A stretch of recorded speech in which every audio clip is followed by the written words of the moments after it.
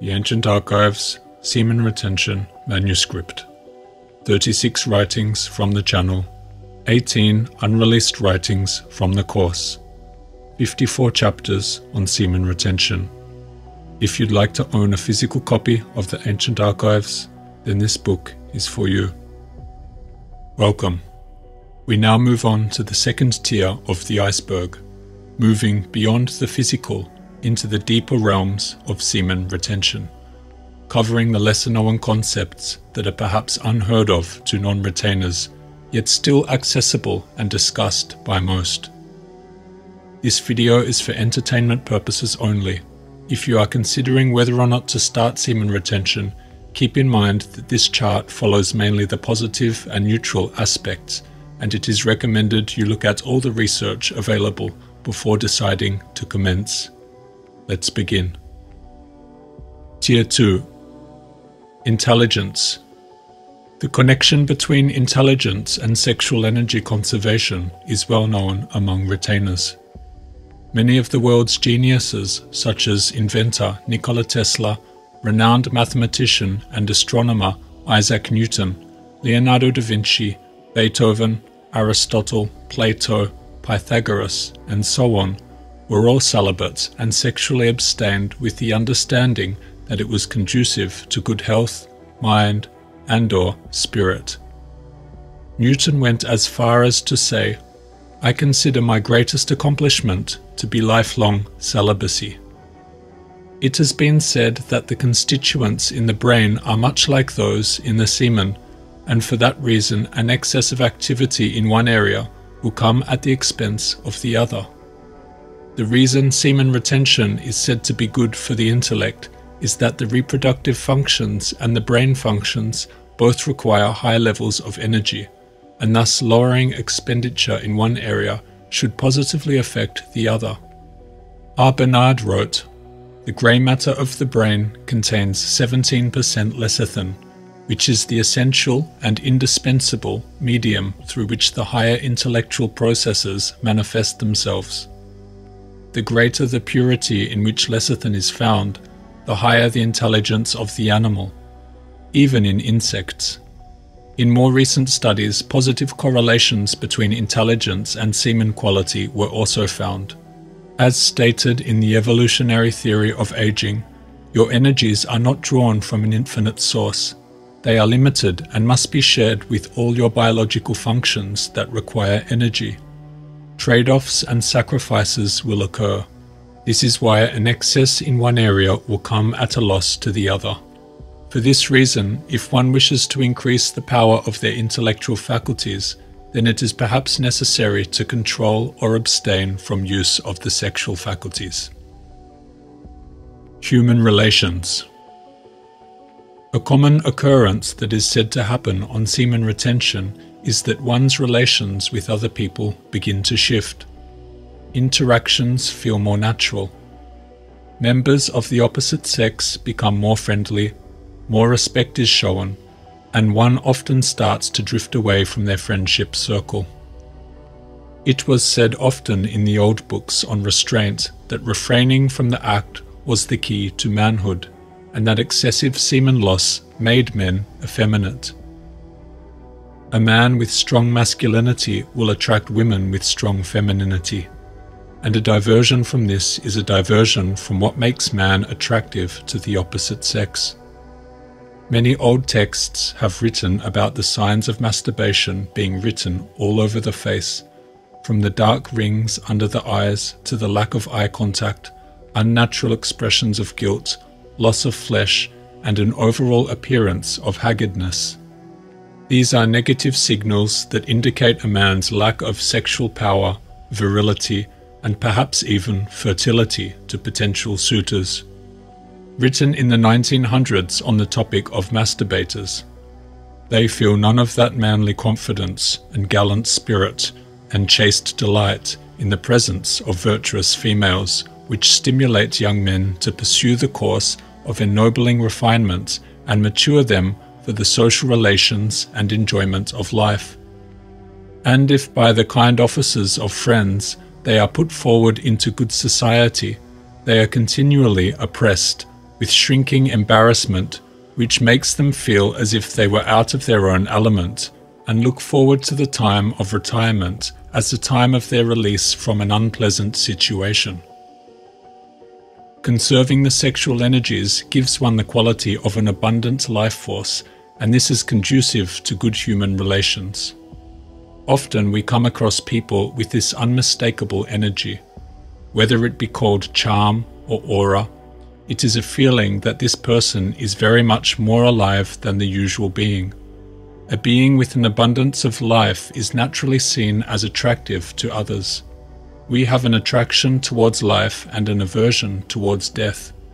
This is perhaps why younger people are given more attention than older members of society, as they contain more of this life essence.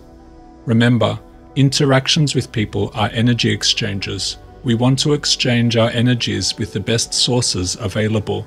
We have an inherent respect for this life force, and when we see an abundance of it in someone, it sparks our attention, our attraction, and perhaps even adoration.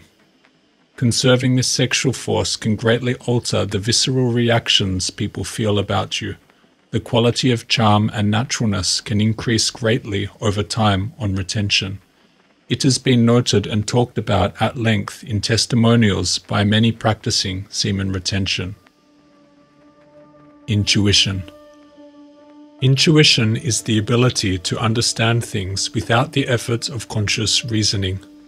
An intuitive person can make abstract connections that perhaps don't follow the rules of logic, yet lead to deep insights into the truth of a matter.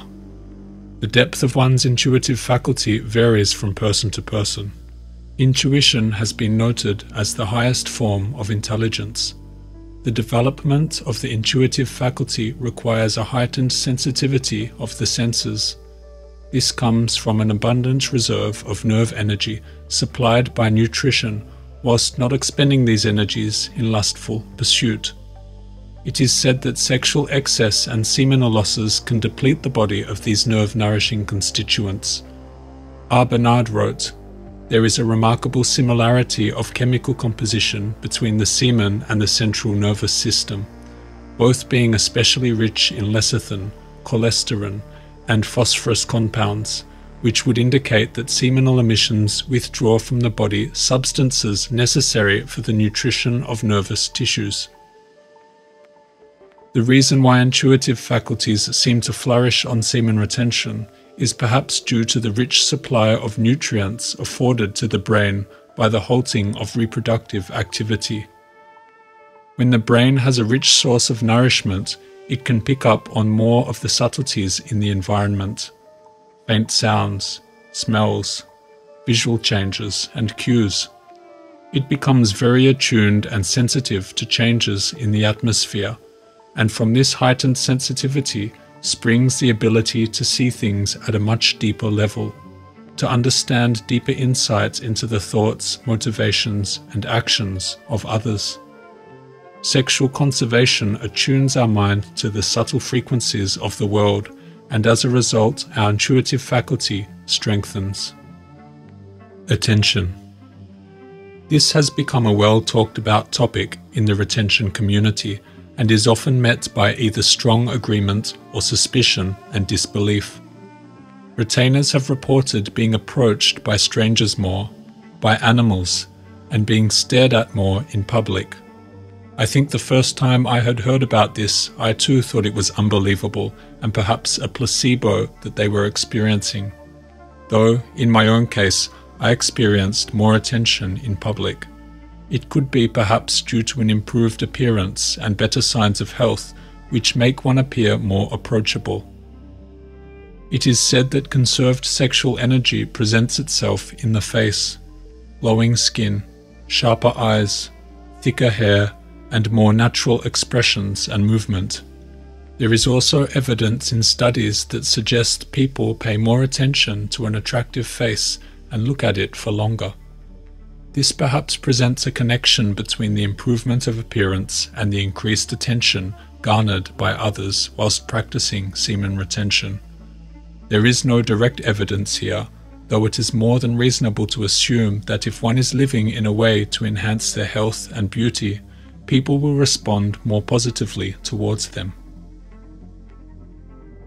Pheromones.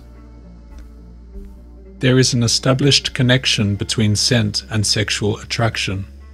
Scents provide signals that can help one determine another's mating potential. A female can subconsciously determine many aspects of a male, such as general health, genetic quality, reproductive success, merely through his scent or body odor. This scent is recognized by the olfactory membrane and sends various signals to the brain and body about that particular scent. It has been found in wasps that the female can recognize the quality of sperm through scent and pheromones and generally avoids potential mates with a limited sperm count. Assuming that such mechanisms exist for humans too, then it is likely that men with lower sperm counts may release less pheromonal odor that the female finds attractive.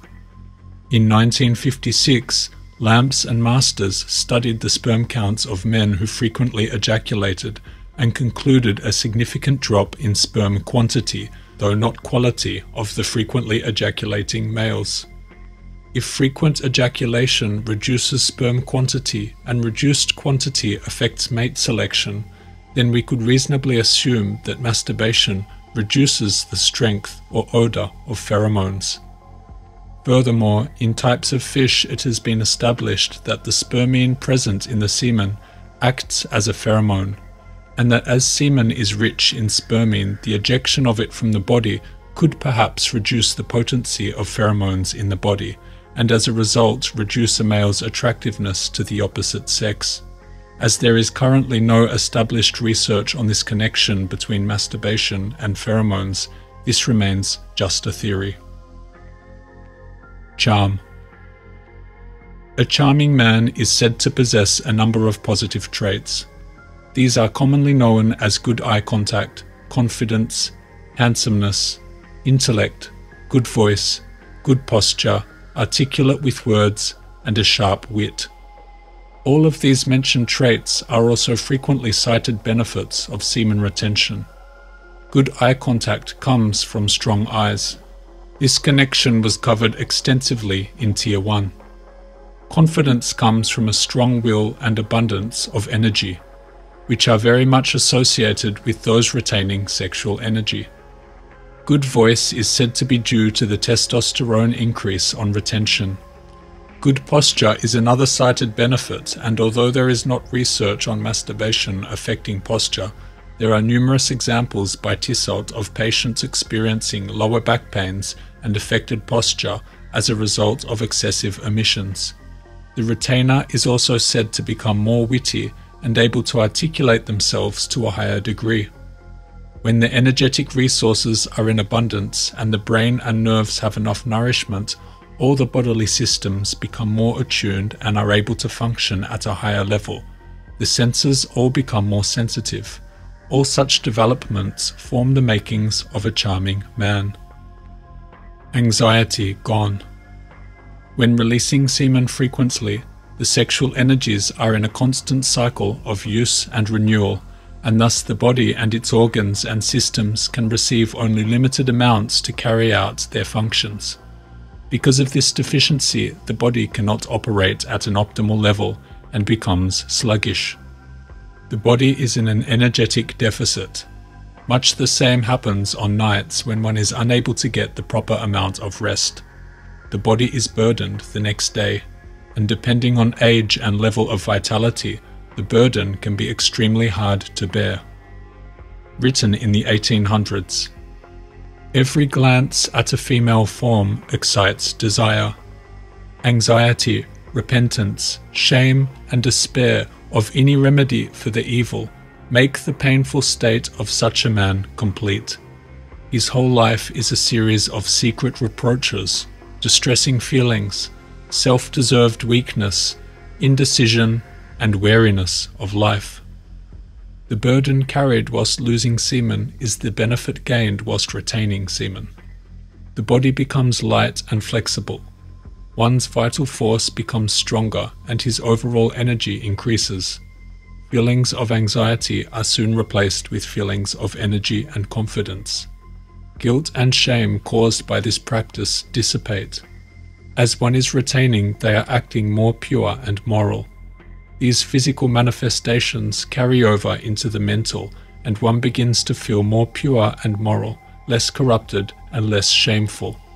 The adherence to nature's laws puts one more in tune with nature, and nature means natural, and one who is in a natural state feels no worry or anxiousness. Cleanliness. It was written in the Bible, "When a man has an emission of semen, he is to bathe himself completely with water, and he will remain unclean until evening. Any clothing or leather on which there is an emission of semen is to be washed with water, and it will remain unclean until evening." Cleanliness not only refers to the physical, but also to the mental, or more commonly referred to, moral cleanliness. Moral uncleanliness is not entirely separate from physical. They are connected. Uncleanliness in one area can quickly spread to the other. When one engages in the fantasy of immoral thought, the physical system goes into a state of sexual excitement, activating physical processes in the body, such as the production and release of secretions and ejaculations. These carry a very physical energetic burden on the body. A hygienic environment is harder to maintain when one's mind is occupied by lewd thoughts and is constantly stimulating and ejaculating fluids from the genitals. Odor, bacteria, and infections can more easily occur in an unhygienic environment. Conversely, a clean mind should deter the entertainment of carnal desire and prevent activities that lead to unnatural stimulation of the sexual centers and resulting uncleanliness from such activities. In this way, we can see here how cleanliness not only in body but in thought is of much importance. Purity of soul and spirit corresponds with cleanliness of body and is even more important to health. Cleanliness of soul and body is goodliness. Spiritual faculties. It has long been said that spirituality comes at the cost of sensuality. This is why the great sages and monks took a vow of celibacy. In order to access the spiritual realms of existence, one must disengage from the animal realms of desire. Sivananda writes, "Down through the ages, the highest stress has been laid on brahmacharya, or sexual abstinence, in every religion. Throughout folklore runs the idea that second sight and the vision of the supernatural are especially, if not solely, the privilege of the celibates. Westermarck favors the explanation that sexual pollution destroys holiness. A tribe on the Rio Negro enjoined celibacy upon their shamans because they believed that medicine would prove ineffectual if administered by a married man. Iamblichus states that the gods do not hear him who invokes them if he is impure from sexual connections. In Islam, strict continence is required on the pilgrimage to Mecca. It was required for the Hebrew congregation during the theophany at Sinai and before entering the temple. Ancient India, Egypt, and Greece enforced the rule that the worshipper must abstain from intercourse during and before worship. In Christianity, continence was required as a preparation for both baptism and the Eucharist. The highest type of Christian was a celibate. Christian teachers praised celibacy, and marriage came to be, in their eyes, only a secondary good for those who were unable to serve continence. The bishops of the Greek Church are always celibates, being chosen from the monks. Van Vliet writes, "It is just because spirituality has been practically discarded that sensuality has become paramount, for there is a close relation, in inverse ratio, between the two. Only where the one is absent can the other rule." Ojas. Ojas is a Sanskrit term that loosely translates to vigor, life force, health, and spiritual growth. It is known as the highest form of transmuted energy in the body. It is a product of the semen which is created through the 7 dhatus. From food, chyle, rasa, is manufactured. Out of chyle comes blood, rakta. Out of blood comes flesh. Out of flesh comes fat. Out of fat comes marrow. Out of marrow comes semen. It is in this semen that Ojas is most abundant. Ojas is a sacred substance that can be built up in the body through the long-term preservation of sexual energy. It is said that Ojas is our life force, our radiance. It is said to boost all positive aspects of life in our body and is a requisite for not only physical but mental and spiritual health. Anger and muscular energy can also be transmuted into Ojas. A man who has a great deal of Ojas in his brain can turn out immense mental work. He is very intelligent. He has lustrous eyes and a magnetic aura in his face. He can influence people by speaking a few words. A short speech of his produces a tremendous impression on the minds of the hearers. His speech is thrilling. He has an awe-inspiring personality.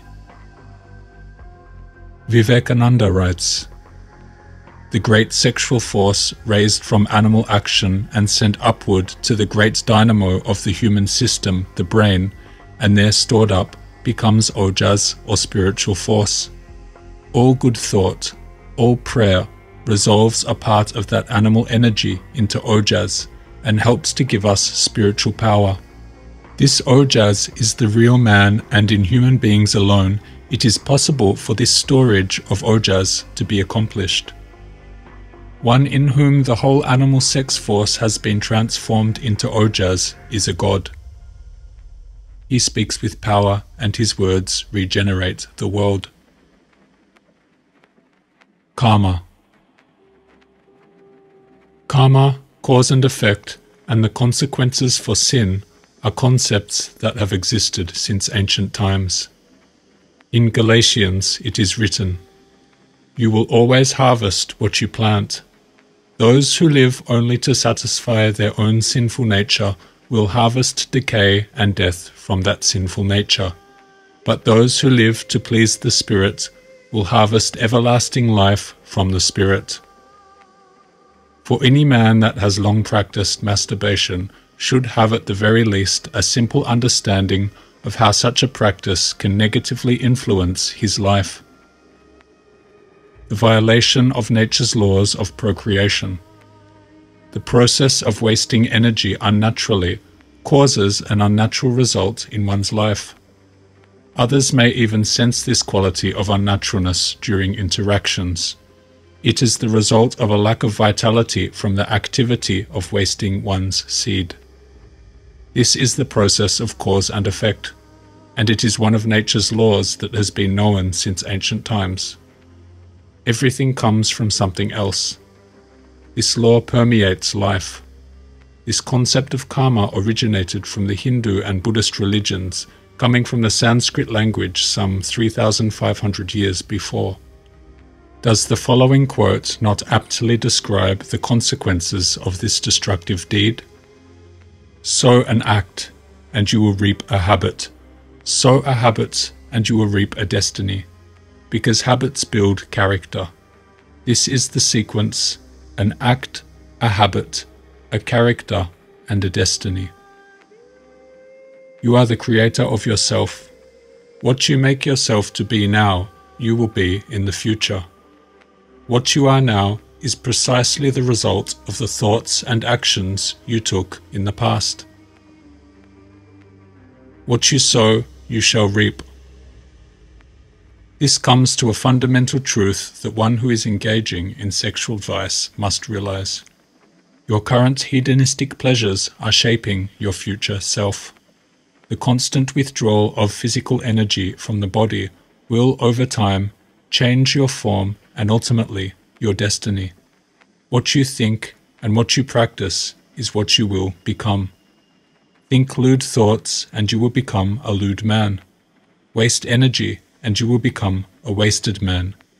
Your decision to ejaculate or abstain every day is paving two separate roads towards your future. Focus. Most men think about sex all throughout the day.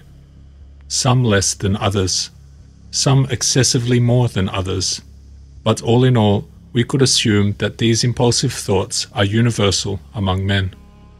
The civilized man, with his access to pornography, is able to further escalate such impulses into elaborated fantasies that consume much of the space in his mind.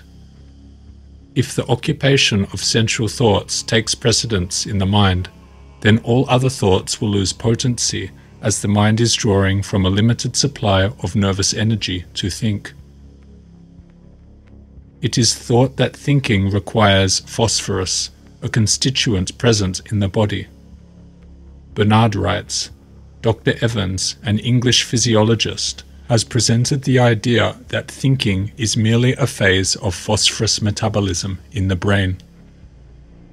If we take a fresh brain, either human or animal, and immerse it in either absolute alcohol, sulfuric ether, or olive oil, we obtain a luminous solution of phosphorus. This may be the origin of the phosphorescent brain glow observed by Dr. G.W. Crile, as given off by the living brain in a dark room. In this oxidation of phosphorus in the brain, Evans sees the origin of the generation of electric nerve currents, for the oxidation of phosphorus in the atmosphere causes an electric discharge to be given off. Crile has shown that the electrical energy of the nervous system is generated in the brain, which represents a central storage battery of the body. It is thus clear that phosphorus, oxygen, and sufficient thyroid hormone, iodine, are all necessary for the normal generation of brain electricity, and that in the absence of either of these three elements, there will be deficient brain action. Such an excess in sensuous thought will dilute any attempts to practice deep study and thorough concentration, and therefore we see the ability to focus becomes hindered by the sexual nature. We can further understand then how the elimination of such sensual thoughts can fundamentally change the operations of the brain and allow one to greatly sharpen their mental ability. Written in the 1800s on the deleterious effects of masturbation. He will, moreover, be dull of comprehension, incorrect, forgetful, heedless, full of blunders of all sorts, crude and inappropriate in his jokes, slow to take the hint, listless, inattentive, absent-minded, sad, melancholy, easily frightened, easily discouraged, wanting in clearness and point of idea, less bright than formerly, and altogether depreciated in looks and talents compared with what he would have been if he had never contracted this soul and body ruining practice. To clear the path of sexual thought allows one to concentrate all their mental energies into all other thoughts occupied in the mind. As a result of this energy surplus, the brain is able to function optimally, investigate thoughts and concepts at a much deeper level, and tap into deeply creative ideas and make abstract connections that cross over into the realms of intuition and perhaps even clairvoyance. Such are the beginning threads of genius. The exploration of this connection between increased mental focus on semen retention brings us to the next topic. Brain and testes. The connection between the brain and testes has been long known and written about in various texts. Even modern research has studied much about this connection. It was found in a 2021 study that the brain and testes have the highest number of common proteins compared with other human body tissues. It is said that both the testes and the brain are high energy demand tissues, executing energy demanding processes such as cognitive functions and spermatogenesis, respectively. It is perhaps for this reason that many texts alluded to the idea that an excess in one area will come at a deficiency in the other. M. Hoffman wrote, "How there is so close a connection between the brain and testicles, because these two organs discern from the blood the most subtle and exquisite lympha, which is destined to give strength and motion to the parts, and to assist even the functions of the soul. So it is probable that too great a dissipation of these liquors may destroy the powers of the soul and body." In a publication from the early 1900s, it was written, "Excessive mental work will weaken the genital powers, and that excessive sexual activity will weaken the brain action. These are matters of common knowledge and general experience, needing no elaboration or argument. It is a common phenomenon for a man to lose train of thought when conversing with a beautiful woman. What is taking place here? Could it be that the arousal of the sensual faculties is drawing away the blood and nutrition from the mental faculties? It is a common theme in movies and TV shows that the guy hopelessly sensual and in love with women is hopelessly stupid and non-intelligent. It is also particularly common in the anime genre for the dumb guy to be chasing girls and the smart guy to be uninterested in sex. Perhaps this is illustrating a universal occurrence with men, that the activity of the sexual function comes at the cost of the mental function to some degree. Aggression. Aggression is perhaps one of the most commonly cited emotions experienced on semen retention. When one is no longer constantly expending the sexual forces, a reserve of energy begins building up within the body. This energy can often be felt as a sensation emanating from the pit of the stomach. This surplus energy can amplify one's emotions in any direction. Happiness can become feelings of intense serenity, motivation can become a burning desire, and anger can become an uncontrollable fury. This anger causes one to become more assertive and prepared for combat with anyone they perceive as a threat. As there is more life force inside of the retainer, the sense of self is amplified. The will of the individual becomes stronger. This anger, if left uncontrolled, can easily become destructive. For this reason, we must control it and harness it in productive ways.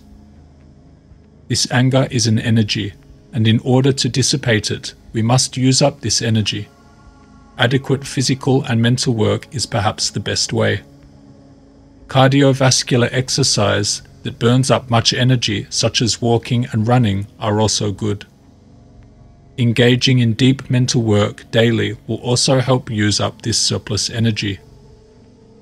Learning emotional control through philosophies such as Stoicism can help fortify one's mind and instill calmness.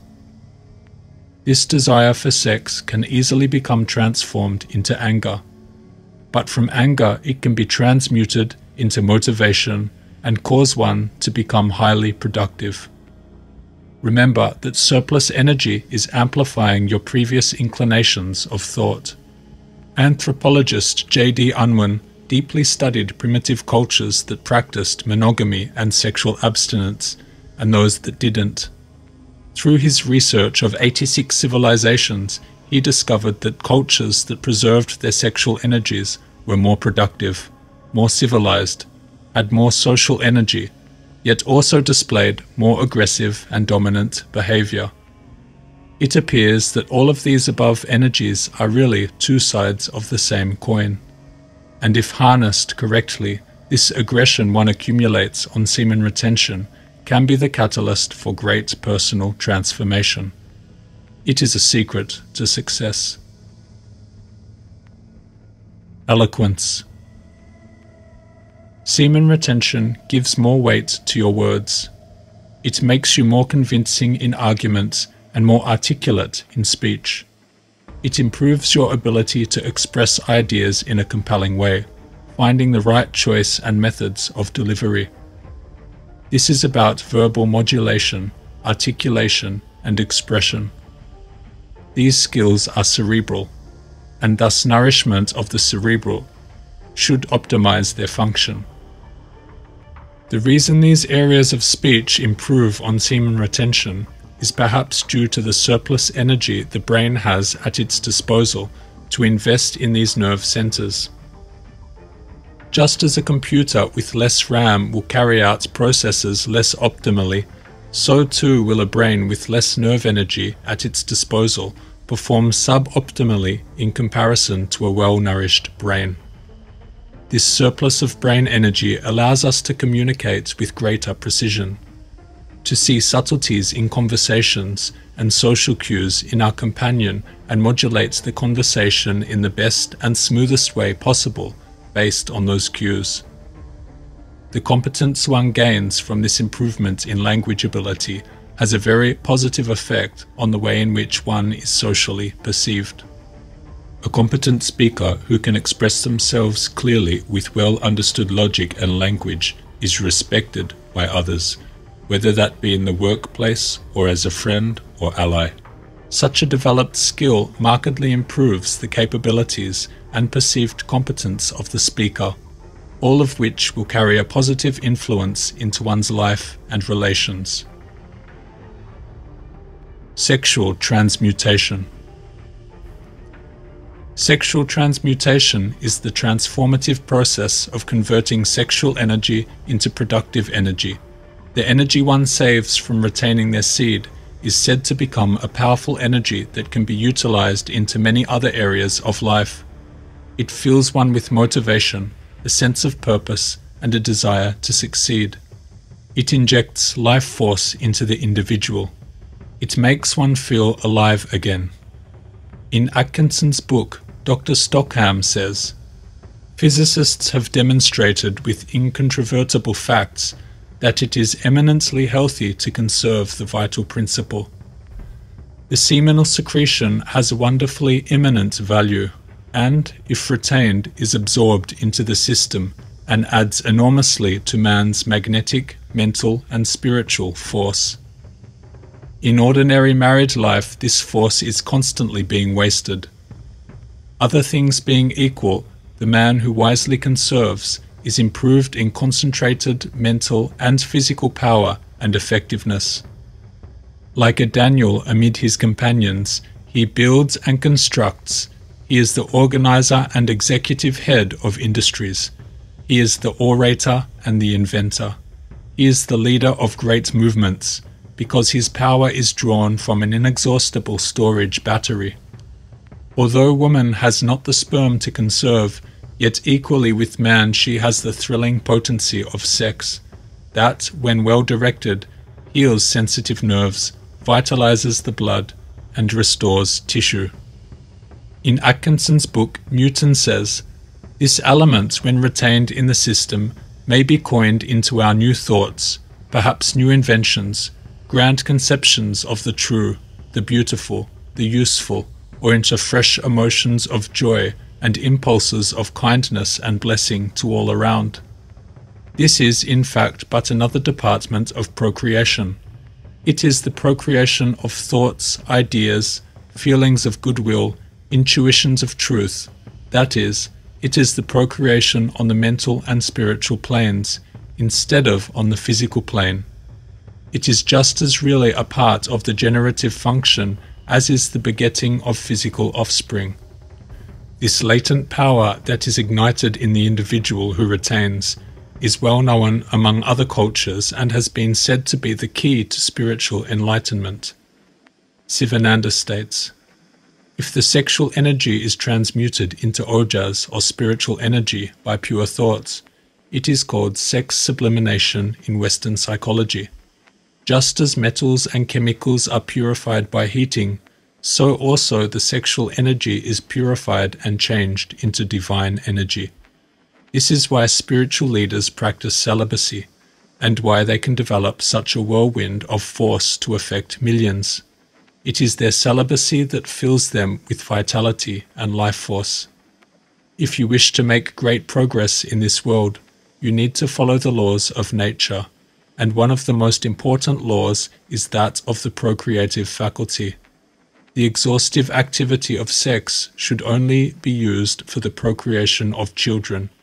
Any other uses of this faculty and the sacrifice is too great. As they say, the juice is not worth the squeeze.